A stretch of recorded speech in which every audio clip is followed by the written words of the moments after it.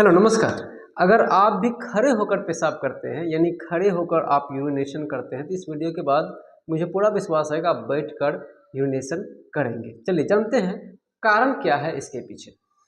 कारण हम लोग संक्षिप्त में जानते हैं कि अगर आप खड़े होकर यूरिनेशन करते हैं तो आपका बॉडी जो है जो स्ट्रेट पोस्चर में रहता है उसमें जो यूरिन को निकालने के लिए यूरिन को पूरी मात्रा में यूरिनरी ब्लैडर से निकालने के लिए अतिरिक्त ऊर्जा और अतिरिक्त प्रेशर देना होता है यूरिनरी ब्लैडर को।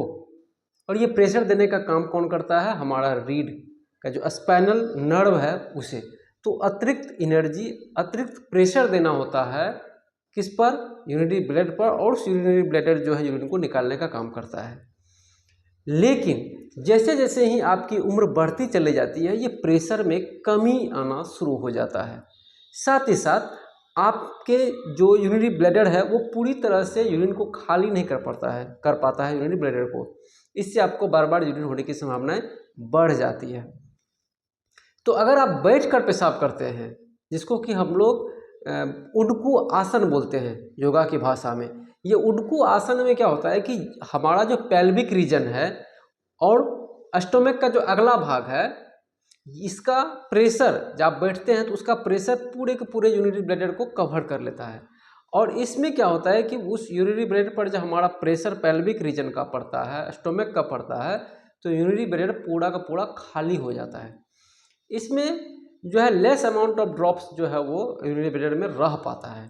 लेकिन खड़े होकर यूरिनेशन करने में कुछ मात्रा यूरिनरी ब्लैडर में रह जाता है। तो यूरिनरी ब्लैडर हमेशा खाली रहना चाहिए आफ्टर दैट यूरिनेशन। तो लेकिन अगर आप बैठ के करेंगे तो यूरिनरी ब्लैडर खाली रहेगा तो कोई भी इन्फेक्शन होने के चांसेस कम हो जाते हैं। किसमें? प्रोस्टेट में और यूरिनरी ब्लैडर में।